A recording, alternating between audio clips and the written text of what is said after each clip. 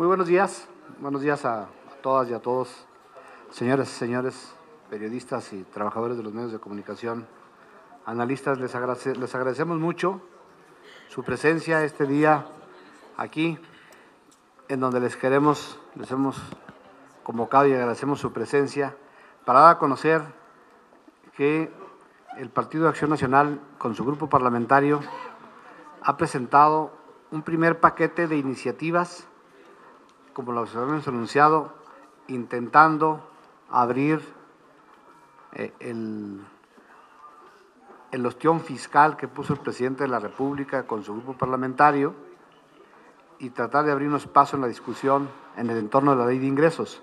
Un primer paquete de iniciativas fiscales que serán leídas hoy en tribuna y que busca establecer en el régimen fiscal las reformas más sentidas que hemos recogido de la sociedad.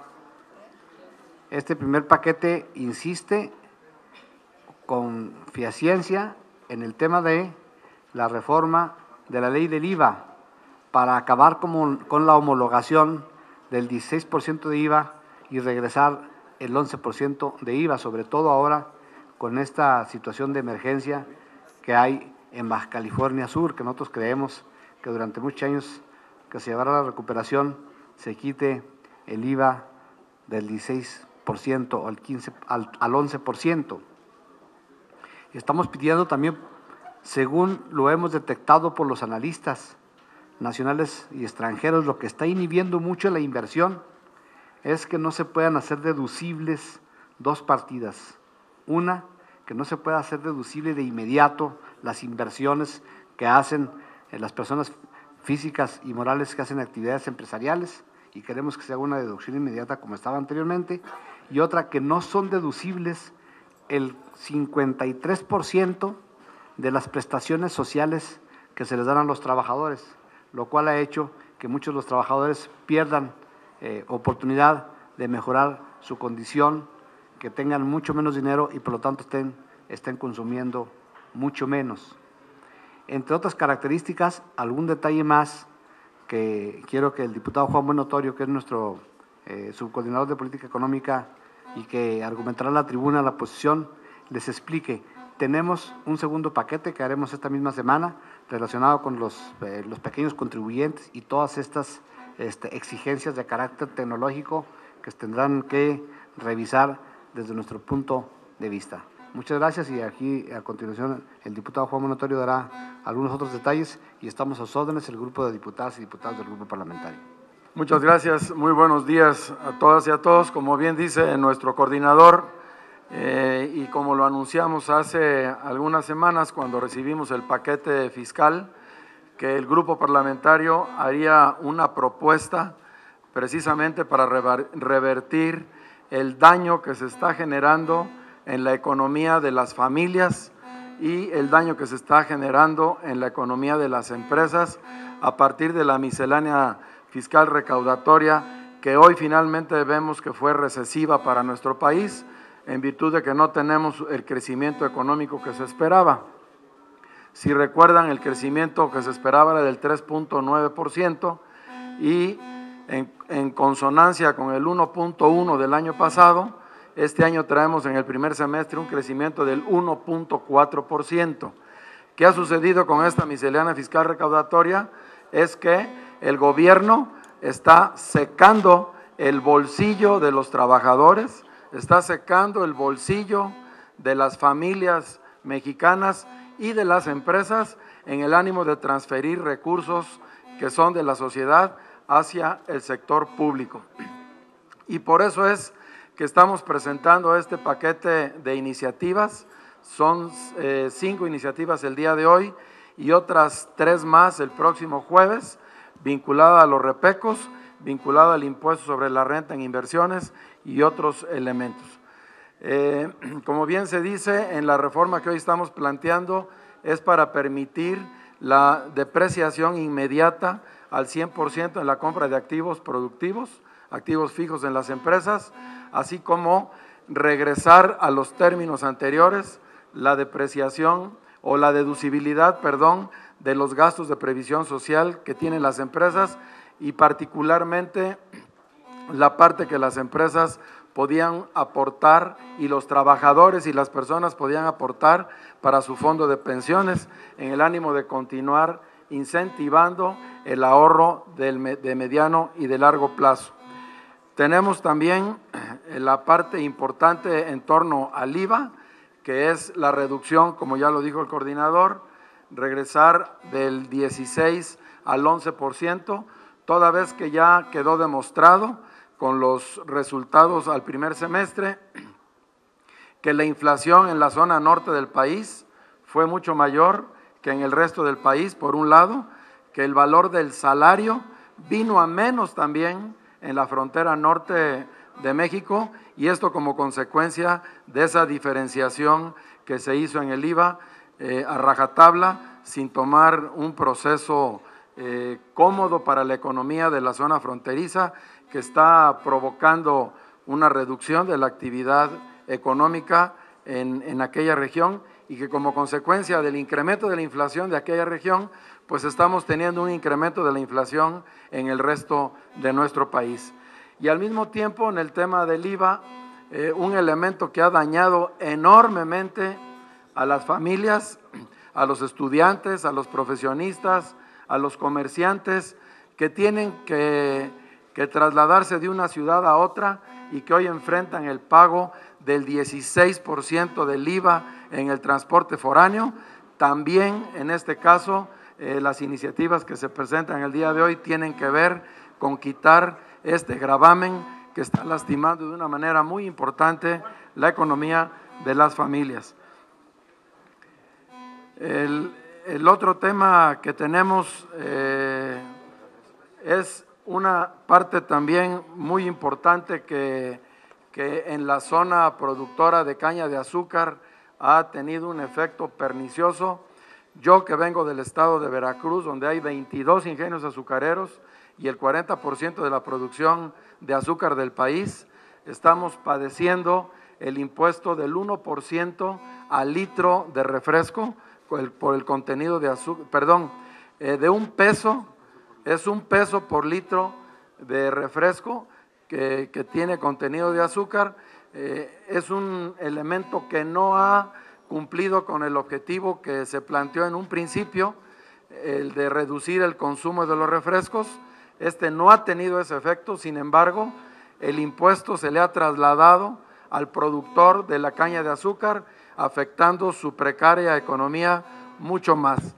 En este sentido, son el primer paquete de iniciativas que estamos proponiendo, es incrementar la posibilidad de mayores inversiones en nuestro país.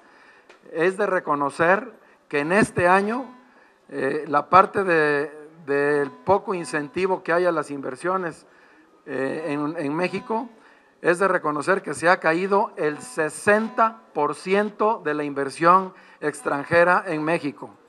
Esto es porque independientemente de los impuestos que se están, o la exención que se quitó para deducir o depreciar al 100% las inversiones, también se gravó las ganancias de capital con un 10% adicional al 30% de impuesto sobre la renta que ya pagan las empresas. Por eso también en esta reforma estamos planteando que se reduzca el impuesto sobre la renta de las personas morales al 28%, como venía siendo muchos años atrás, en donde se estaba incentivando adecuadamente las inversiones.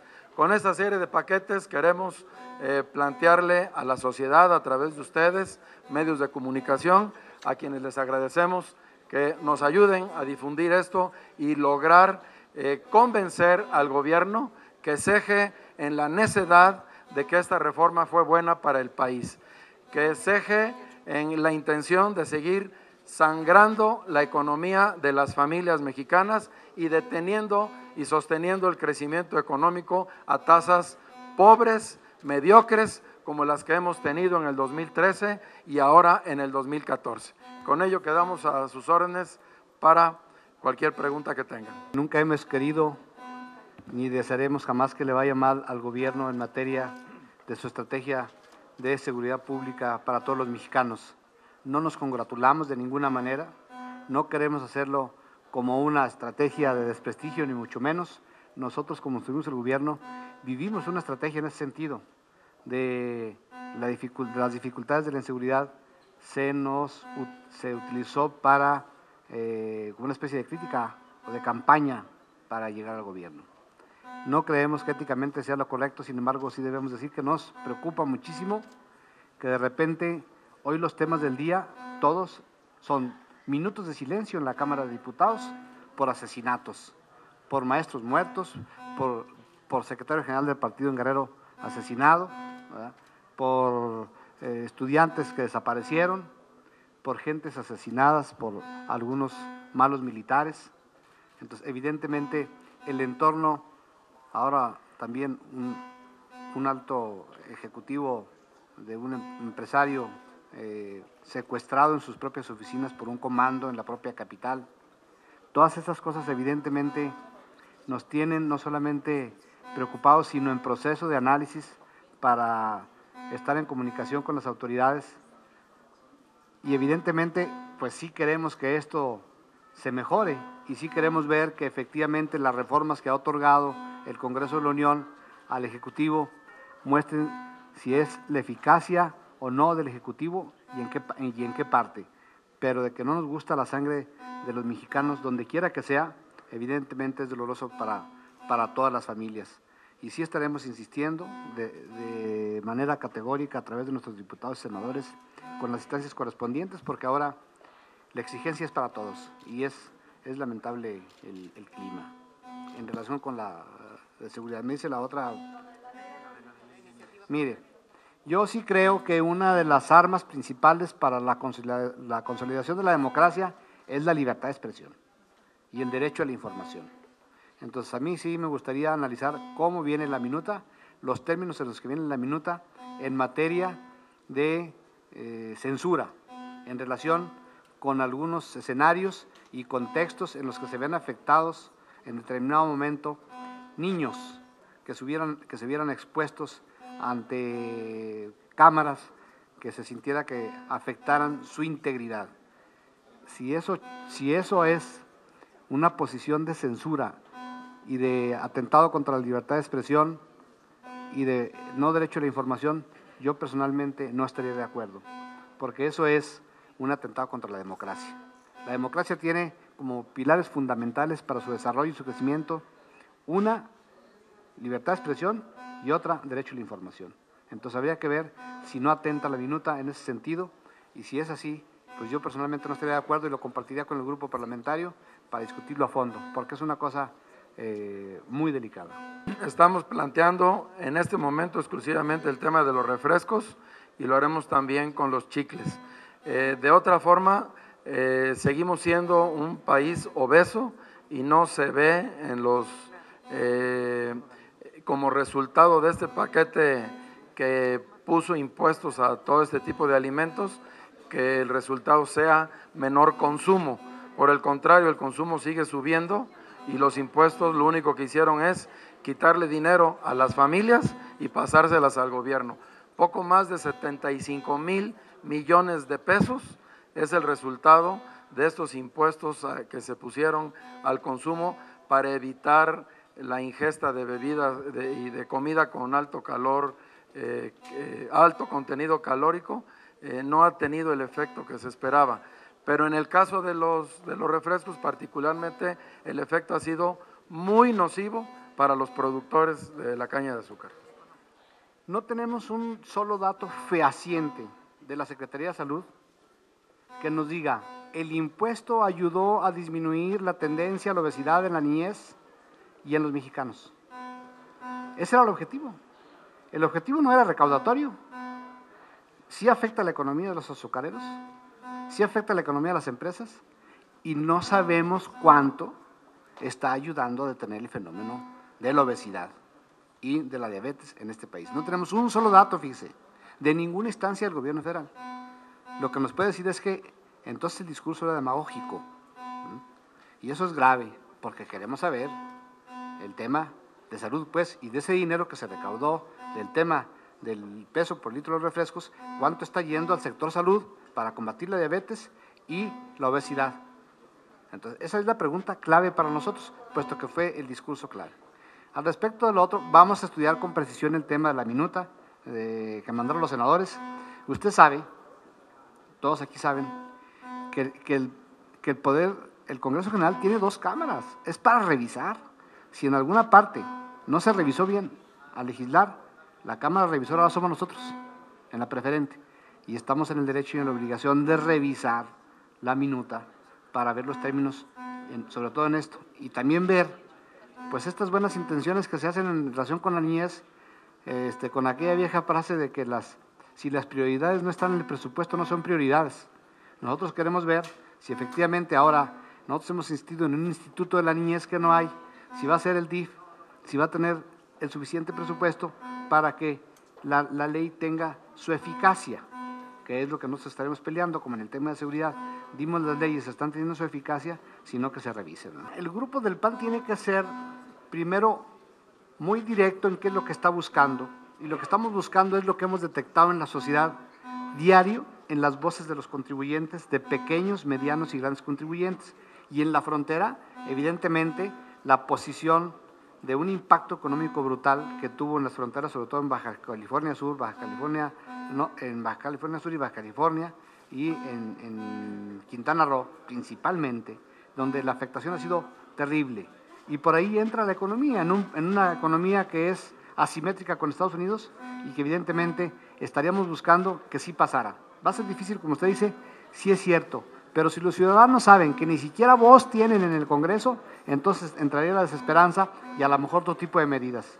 Iniciativa es la forma correcta, es lo que tenemos, es lo que vamos a ofrecer, y vamos a seguir combatiendo esta reforma fiscal junto con los particulares, con empresarios y contribuyentes que coinciden con nosotros, ¿no? En relación con lo del Instituto Politécnico Nacional, pues claro que no nos gusta. Siempre que el conflicto se sale de las aulas a las calles, debe ser altamente preocupante para las autoridades educativas, como creo que lo está haciendo, altamente preocupante para el gobierno federal. Yo sí creo que debe de entrarse a un proceso de inmediato, que se note muy bien que se entró un proceso de diálogo profundo, y que si por el momento algunas transformaciones de carácter reglamentaria pueden ser ajustadas de conformidad con algunas exigencias, es mucho mejor que estar en la calle. Usted sabe, todos sabemos qué peligrosas se vuelven las manifestaciones en la calle. Lo primero que nosotros queremos es que haya absoluta garantía del derecho a la manifestación. Esperamos que todos nuestros estudiantes del Politécnico se manifiesten de manera libre, transparente, se expresen, pero que de inmediato entren al diálogo con las autoridades, porque finalmente los conflictos en la calle pueden durar mucho tiempo, pero no llegan a la solución de fondo. Deseamos que los estudiantes entren rápido al diálogo con las autoridades del Politécnico, con la Secretaría de Educación y la Secretaría de Gobernación. Evidentemente estamos atentos con lo que está pasando, sí nos desagrada, es uno de los institutos insignia del país y no queremos que esté en esas condiciones, porque ese sí es un mensaje dificilísimo de entender.